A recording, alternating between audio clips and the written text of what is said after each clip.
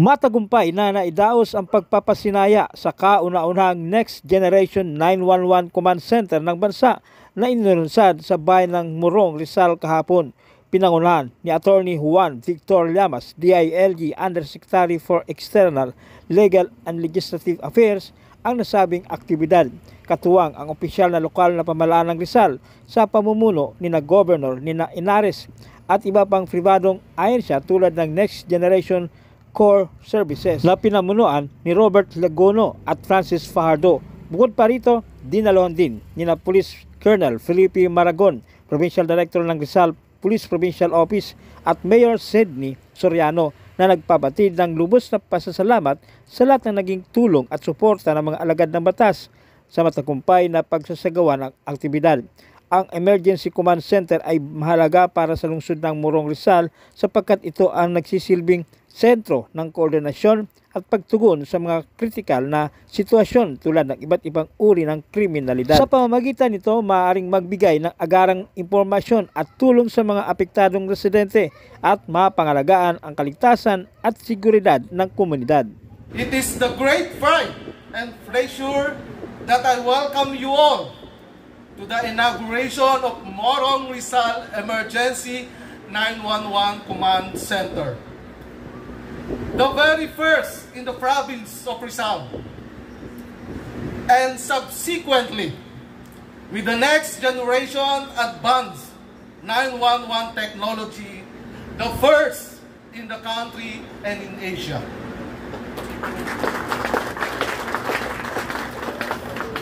Isang napakalaking hamon po sa tulad naming second-class municipality ang tugunan ang mga pangunahing pangangailangan ng aming mga kababayan. Ngunit, hindi po kami tumitigil sa pamahalang bayan na maghanap ng mga pamamaraan upang maibigay ang mga serbisyong nararapat para sa bawat Moronggenyo. The creation of Morong Rizal Emergency 911 Command Center had arrived on our utmost desire to effectively and efficiently respond to emergencies and crisis situations, thus allowing us to give good public service to the people. Sa ilalim ng Executive Order number 56 na pinirmahan ng dating Pangulong Rodrigo Roa Duterte noong 2018. Ang Emergency 911 Hotline ay patutupad sa buong bansa bilang Emergency Answering System kapalit ng Patrol 117. The activation of 911 is also in response to President Bongbong Marcos' call during the kick-off rally of Bagong Pilipinas for government institutions to respond without delay to all distress calls. The Next Generation Advanced or NGA 911 technology features: Number 1, enhance emergency response. Number 2, improve location accuracy. Number 3, enhance coordination and collaboration. Number 4, integration of surveillance systems. And lastly, the access to real-time reports. Nagpapasalamat po ako sa Department of Interior and Local Government, DILG, sa pamumuno ni Secretary Ben-Hur Avalos sa isinagawa nilang Basic Handling and Emergency Dispatch Training sa 11 Municipal Disaster Risk Reduction Management Officer personnel. Muli, maraming salamat po sa lahat ng narito upang saksihan ang inaugurasyon ng Morong Rizal Emergency 911 Command Center. Isang makabagong teknolohiya para sa mas ligtas at mas mapayapang bayan sa Morong. It truly is a great honor, di lamang para sa Morong, para po sa ating lalawigan. Kaya naman kasama natin ngayon ang DILG para sa awarding ng Go Live Certificate ng Morong Emergency 911 Command Center. Salamat, Mayor Sidney, for equipping Morong with this feature. Sabi ko nga sa'yo, kanina tinatanong ko ano ba ang magagawa nito. Sa panahon ngayon na madami tayong mga struggles sa environment, sa init, sa bagyo, sa sunog. Isang malaking bagay ito na pag nakikita pa lang natin sa mga bahay. Well, number one, internally, pag may problema sa bahay, am I right?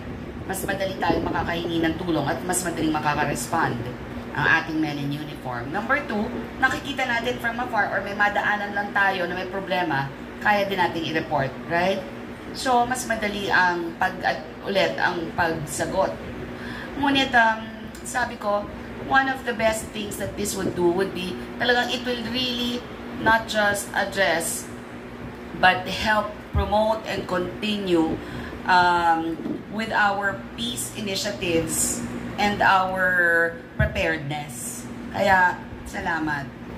Ang balita ko, this is video monitoring, easy access to IT equipment, at marami pang iba. So, given this, I'm really proud. So, sabi ko, eto na naman, Morong naman, ang nangunguna sa buong bansa. So, kung ginagawa to ng Morong, talagang masasabi ko na ang bawat bayan sa ating lalawigan, ngayong araw na to, it's Morong's Day, ay kataas-taas noo, Rizaleño. Sa buong bansa, una siya. Kaya siguro, hindi ko napapakababain kung gaano ka-init ang panahon, ganun nga din kainit siguro ang excitement natin na mapagana na to. Ako ay napunta rito bilang representante ng ating mahal na sekretaryo, si Benhur Abalos, sa DILG. Unang-una para bigyan suporta ang inyong pamahalaang lokal ng Morong, lalo-lalo na po ang ating Mayor, Sidney Soriano, dahil po sa proyektong ito. Ito pong Emergency 911 ay matagal na akong adhikain. Kahit kung pakikinggan ninyo ang mga talumpati ng ating Pangulong Bongbong Marcos, lagi niyang binabanggit yan na kailangan ang kalsada natin ay safe. Kailangan ang buhay natin ay maginhawa, matatag, maunlad. Paulit-ulit po yan. Ayan po yung sasabi niyang pangarap ko, pangarap nyo. At ayan po ay dapat bigyan natin ng laman. At ayan po ay inumpisahan din po ngayon dito sa Morong. At mabuti nga ho na dito ang ating mahal na gobernadora dahil sa kanyang suporta na alam ko po at susuportahan po ni Gobernador ang mga ganito pa pong initiative sa buong bayan ng Rizal. At kayo po ay malalagay sa history ng kasaysayan ng Pilipinas na ang probinsya ng Rizal ay nanghuna dito po sa Emergency 911. Bagamat kasi parang mahirap po gawin pero hindi naman po talaga mahirap gawin. Dahil nandito naman po yung Next Generation Core Services. Nandito po si Rob Liaguno na siya po tumutulong po sa atin. Kanina po binanggit niya po yung 911 parang katulad sa Amerika po yan. Ano ho ang may dudulot ng command center ng Morong Rizal? That is correct po. This is the first Next Generation 911 in the country and perhaps in Asia. Ano po ang pagkakaiba niyan? Hindi lang po yan enhanced 911 with the ability of answering calls na lahat recorded na, lahat audited, meron kayong records and reports. But katulad ho ng nabanggit ni Governor, you would have the ability to locate yung caller po nyo in a search radius of about 5 yards. Kanina ho tumatahak po ako papunta dito through Marcos Highway. Dumaan po ako sa Paras and Bosboso. There was a very beautiful highway. Pero medyo, although scenic siya, wala kang makikitang kahit anong landmark. Imagine niyo po kung ang isang mahal niyo sa buhay, isang loved one, happens to have a road problem within that area in the middle of the night.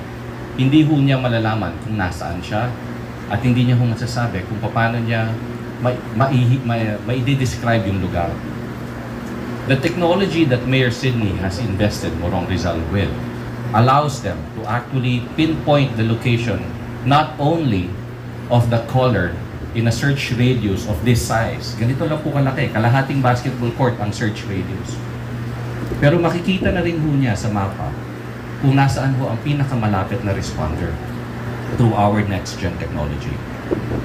Dahil dumadami rin po ang ating Gen Z, mga kabataan, ang technology, smart gadgets, lumuluwag rin po ang posibilidad na hindi lang po tawag ang paghingi ng ating mga constituents ng tulong sa pamamagitan po ng tulong ng DILG through Executive Director Francis Fajardo.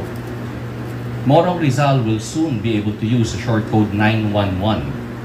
So, this is aligned to the Executive Order 56 na from Batanes hanggang Jensan, iisang hotline lang ang tinatawagan natin. Kahit barangay to barangay, munisipyo to munisipyo, at syudad to syudad, iisa lang ang hihingan ng tulong. And Morong Rizal is paving the way for that with our next generation technology. All of this po would eventually be a reality dahil sa courageousness ng ating good mayor, Mayor Sidney. At dyan po, tumatanong po kami ng malaking utang na loob for giving us the opportunity to service Morong. Ang resiliency po ng teknolohiya na gagamitin sa Morong is the same technology that is being used when you dial 911 in US. Kami po yun.